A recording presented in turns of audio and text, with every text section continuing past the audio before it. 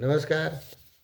आज हमारा विषय है कि जो हम सुख के पीछे भाग रहे हैं, तो ये इसी पर जो है हम बात कर रहे हैं कि सुख की बुनियाद जो है उसी पर तो पूरा समाज का पूरा ढांचा खड़ा हुआ है। बचपन से बुढ़ापे और मृत्यु तक जो है हम चोरी छिपे चालाकी से या खुलेआम सुख का पीछा करते रहते हैं। हमें इसका स्पष्ट बोध होना चाहिए कि हम किस सुख के पीछे भाग रहे हैं, क्योंकि जो है यही जो है हमारे जीवन की दिशा और रूपरेखा को निर्धारित करता है। सुख को पाना और फिर इसे सबल बनाना, फिर अस्थायी बनाना जो है जीवन की एक बुनियादी मांग है। और हकीकत यही है कि इसके बिना हमारा अस्तित्व सूना सूना, बोझिल, फीका, नीरस और निरर्थक बन जाता है। सुख जो है वो कभी अकेला नहीं आता, वह अपने साथ साथ संताप, दुख, पीड़ा, कुंठा, भय आदि को लेकर आता है। भय भी जो है वो अकेला नहीं आता, बल्कि हिंसा को आमंत्रित करता हुआ आता है। फिर भी अगर आप इसी ढंग से जीना चाहते हैं तो जिए। सारा संसार इसी तरह जी रहा है। लेकिन अगर आप दुख से मुक्त होना चाहते हैं तो आपको सुख की जो है पूरी संरचना जो है पूरा उसको जो है समझना पड़ेगा। अगर हम सुख का पीछा कर रहे हैं तो हम यह काम अपने खुली आंखों से करें, यह जानते हुए कि जो मन हर समय सुख की खोज कर रहा है वह सुख की छाया अर्थात दुख को पाए बिना नहीं रहेगा।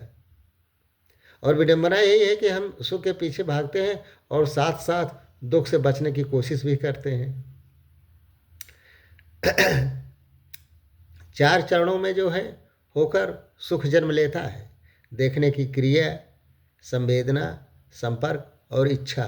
कल्पना कीजिए कि आपने एक सुंदर सी मोटर कार देखी।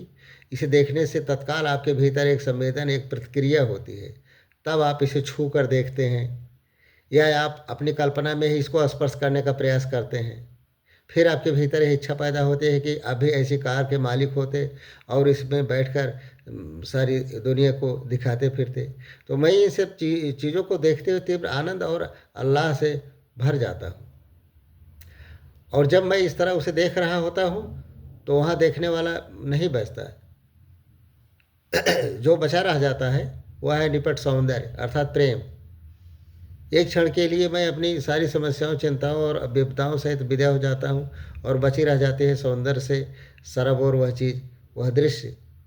अब या तो मैं इसे हर्ष और उल्लास से भर कर देखूंगा और अगले क्षण भूल जाऊंगा। अन्यथा यहीं पर मन जो है वो अपनी टांग अड़ाएगा और समस्या शुरू हो जाएगी। मन ने जो कुछ अभी देखा है उस संबंध में सोच विचार करेगा और कहेगा कि वाह कितना सुंदर था ये।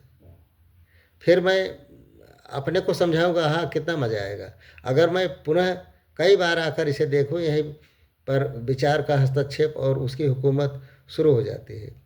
विचार तुलना करने लगता है, निर्णय करने लगता है। तो हर पल में आनंद है। सब कुछ ब्रह्मांड का जो है उपहार है। यहाँ तक कि खुशी, गुस्सा, ईर्ष्या, हताशा या अलगाव भी सब कुछ हमारे विकास या हमारे आनंद के लिए एकदम सही है। यदि आप खुश रहना चाहते हैं तो ऐसा लक्ष्य निर्धारित करें जो आपके विचारों पर नियंत्रण रखे, आपकी ऊर्जा को मुक्त करे। और आज के लिए बस इतना ही। धन्यवाद।